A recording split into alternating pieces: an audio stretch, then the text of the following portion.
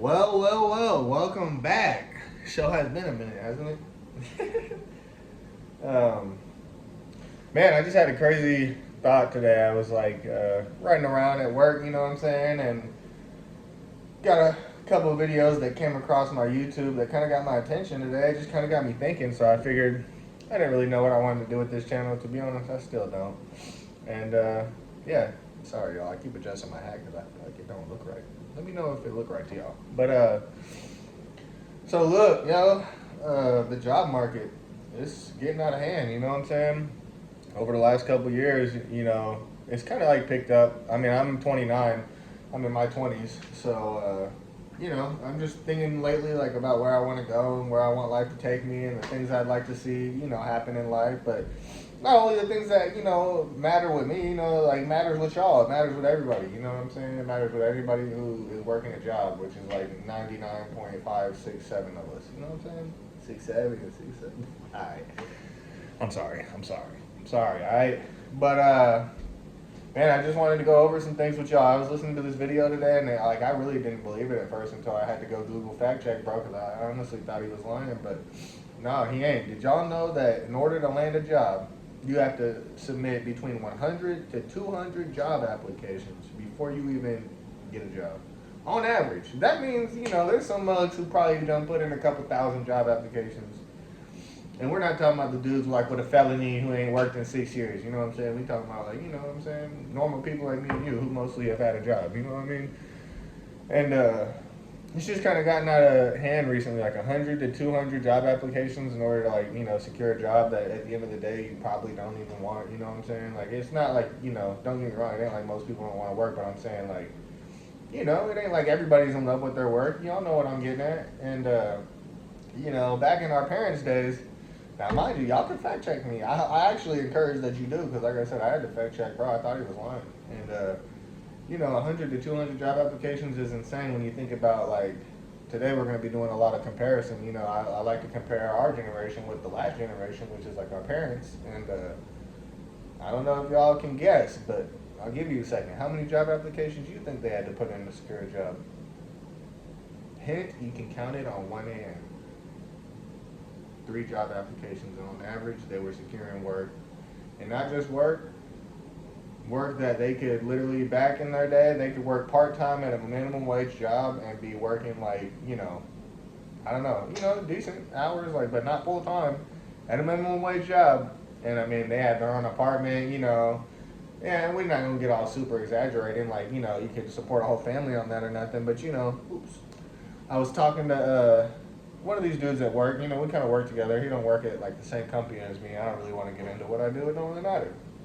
But I was talking to him, and one day we were just chopping it up, and dude was like, he's in his 50s, and he was like, dude, I just feel bad for your generation because back in my day, I used to work like part-time at Applebee's, and man, I had my own apartment. He's like, I wasn't balling, but you could take a girl out to a dinner if you wanted to, or invite her to come watch a movie with you, and you got your own spot, you got your own car. Mind you, dude was a part-time, chef at Applebee's. And so it's just like, man, the game has changed, because, I mean, right now I work at what most people would consider a good job. You know what I'm saying? I make decent money. The only bad part about my job is that there's no benefits, you know what I'm saying? And so recently I've been looking at, pursuing what I've always wanted to do ever since I was younger. When everyone was like, oh, what do you want to do when you're older? And I would be like, man, I want to be a cop. And I do, you know what I'm saying? And I ain't got no shame in saying that. That's really who I am. I like the idea of like, clocking in every day and being, the one who when people call, I show up because you need me there, and I'm gonna do what I can to help you. You know what I'm saying?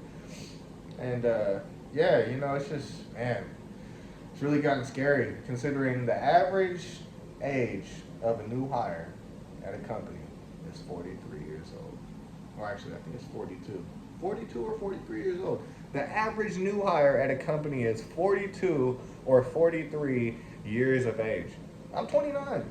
I feel like I'm a grown adult that should have, like, right now I'm staying with my pops. I feel like I should own my own home. I feel like, I'm thankful in a way that I don't have children, because that's another expense that you have to provide for. That's the type of man I am. I like to, provide for my future kids and, my future wife, you know what I mean? But back in the day, you could work the job I'm at right now and hypothetically support 2 to 4 kids, have a wife. Your wife is staying at home. You're the main breadwinner, if not the only breadwinner. You own your house. It's just like, I hate to be that guy, but it seems like the American dream is just like slowly but surely slipping away, if it has not already slipped away.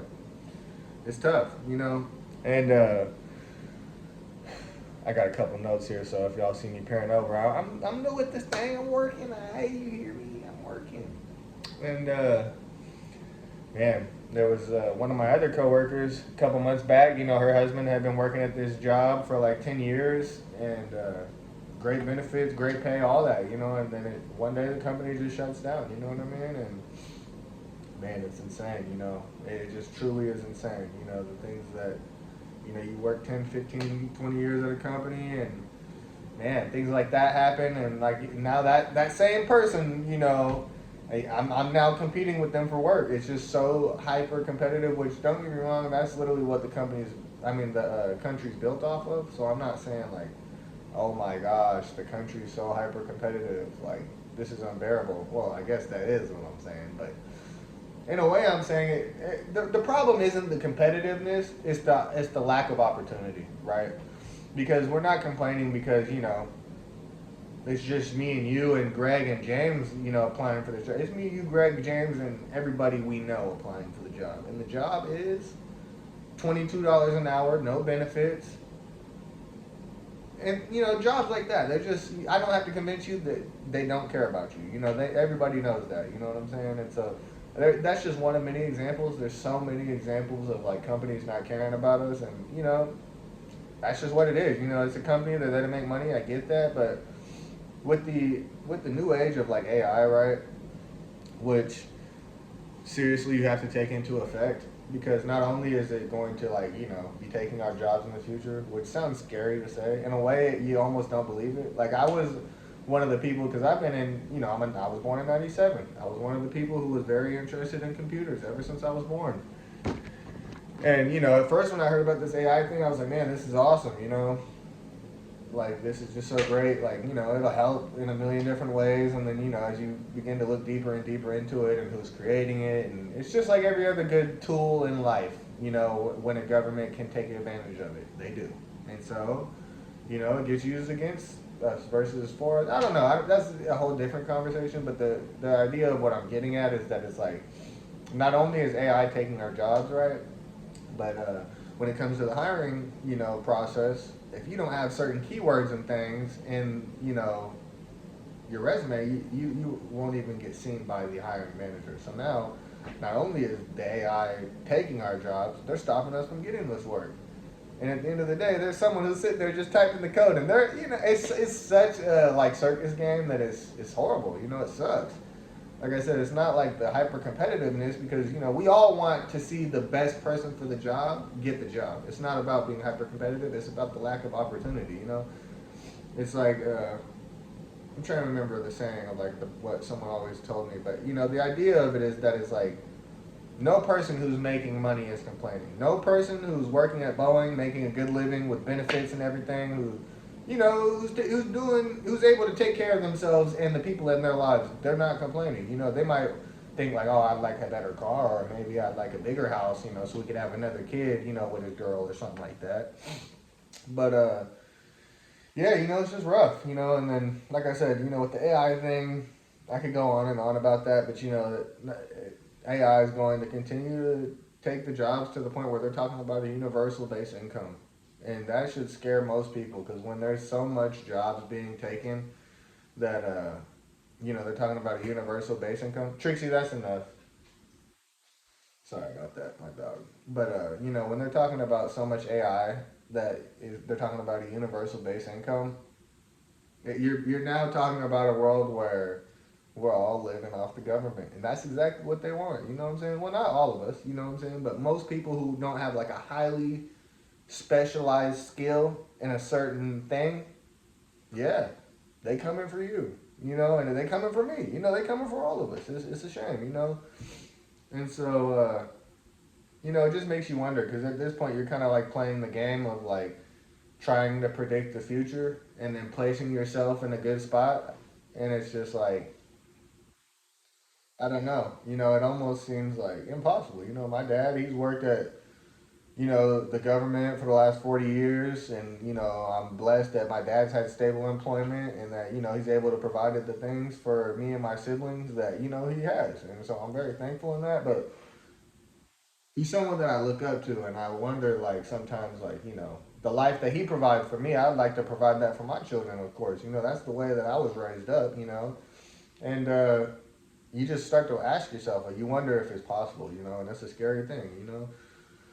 Like, they say even the age of hires, or no, hold on, let me get mine. They say the age of the people that are still working above 65 years old, it continues to grow every single year. And that's because even they're feeling the burn. Even the older folks who had, well, most of them have the money, that are above our age. 52% in America are the baby boomer generation and above who own the wealth.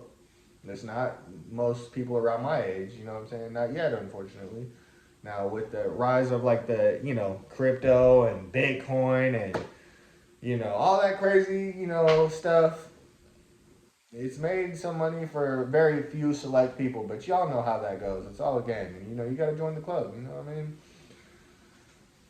To oh man, not to mention, when you put in all these 200 applications and you finally get this job that you really don't want, but you need it to pay your bills, and you got to go to work every day and do the best you can and come with a positive attitude and everything. It doesn't come with most times many promotions unless you work for like a big company, where it's almost like an automatic review that comes through the system, you know what I mean? And even still, you're talking about like maybe 50-cent raises, you know what I mean? Even if you're lucky to get like a dollar raise, that's like, if you work 80 hours every 2 weeks, that's like an extra $80 a check, which don't get me wrong, that's cool. But, it's just not enough these days, you know what I mean? Employers aren't giving you like no January 1st raises to keep up with inflation because they do not care about your pockets. I'm just thinking out loud here for the state of like which direction the country's headed. Not to mention this war thing that we got going on with Iran, and gas is getting unbearable. Oil's over $115 a barrel, and it's going up. Now we're talking about troops being deployed. Those things make our tax dollars get obliterated, and it literally makes it to where our children and us, we live a harder life, and we do what we can, but it's just not always that easy. And I'm just trying to make sure I make all my points here because this is a really important conversation to me. You know what I mean? This is a topic that I have with my boys sometimes about just what life is like and stuff. Retirement, 401ks. You know what I mean? Things like that. Like, man, jobs like almost aren't even offering those these days unless you work for like I said, the government. Employment or things like that. Like most jobs, like back in the day where it was like like if you were a car salesman or like just etc. Jobs that aren't considered like a federal employment or something by the government. It's like most times those aren't offering a whole lot of employment unless it's like Amazon or things like that. So it's just man, the direction it's headed, it gets scary. And sometimes my generation gets unmotivated because we don't see like the light at the end of the tunnel. But like right now, I'm on my grind to be a Washington State patrolman.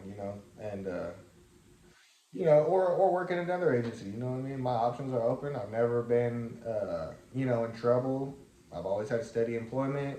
I've never hung around like, bad people or nothing crazy. You know what I mean? I've never done nothing crazy. I always just played sports, stayed in my own little business, had like a little handful of friends. I don't really hang out with a lot of people, and I just, take care of my business. But even still, you just think like, wow, like, man, there's a lot of people in my age in my same situation, working good jobs, still staying with their parents, just so that way they can save up money. I mean, technically, I could probably get my own apartment, if I wanted to, you know what I mean. But then, how much money would I have left after every month? You know what I mean? And it's just like you got to weigh the pros and the cons, and it's just like, man, like I said, I have what most would consider a good job. And at the end of the weeks and months, sometimes it's like, you pay your bills and it's like, wow, oh man, I have this much left. Oh, wow. Shocking. I work 90 something hours. You start to calculate, you know. So we're hitting the 15-minute mark. I don't want to drag it out too much. I basically touched all the topics that I kind of wanted to touch on. 100 to 200 jobs applications that you have to submit. It's like, man, that's a some people, I don't know if you'd even reach 200 applications before you start to get discouraged, especially if you're not like getting a whole lot of phone calls back, or all you see is emails. Unfortunately, boy, that'll break someone down. I get it, and like I said, I'm thankful that I'm in a position where things aren't exactly super hard on your boy. Some people aren't blessed like that, and I truly understand, and I feel for y'all. I study the world, I study economics, policies, politics, all types of things, and it just gets difficult to live the life that most men want to live, which is, coming home to your wife and kids and being able to provide and, just handle your business accordingly. Now, I'll wrap it up by saying, the dating thing is kind of tricky as well, you know what I mean? But that's, like I said, a whole nother conversation. I mean, if y'all are interested in, want to chop it up over the dating subject, we could do that as well. The state of where dating is at these days with the apps, and, women sometimes want to be approached in public, sometimes not. It makes us feel uncomfortable to approach y'all at times, but like I said, that's a whole different subject. For today, I just wanted to, get y'all's minds thinking about, what will life be like in 30 years, 40 years? I mean, if I get the job that I pray for right now, and I put in 30, 40 years, you're talking about me retiring now let's say I put in 40 years at a job today. You're talking about me retiring at 69 something years old, man. Which, I get it, some people like working at 69. But a lot of people like me, I would argue, you probably don't want a whole society of people almost 70 plus years old working like a real serious corporate job, or being in the police department, or being a nurse or doctor. It's like you'd like to think those people by 60, 65 have done their share, and I don't know. Anyway, if this video got your attention, got you thinking, if you got some thoughts, comment down below. But I appreciate you guys watching, and hey, leave a like, and until the next time, appreciate it.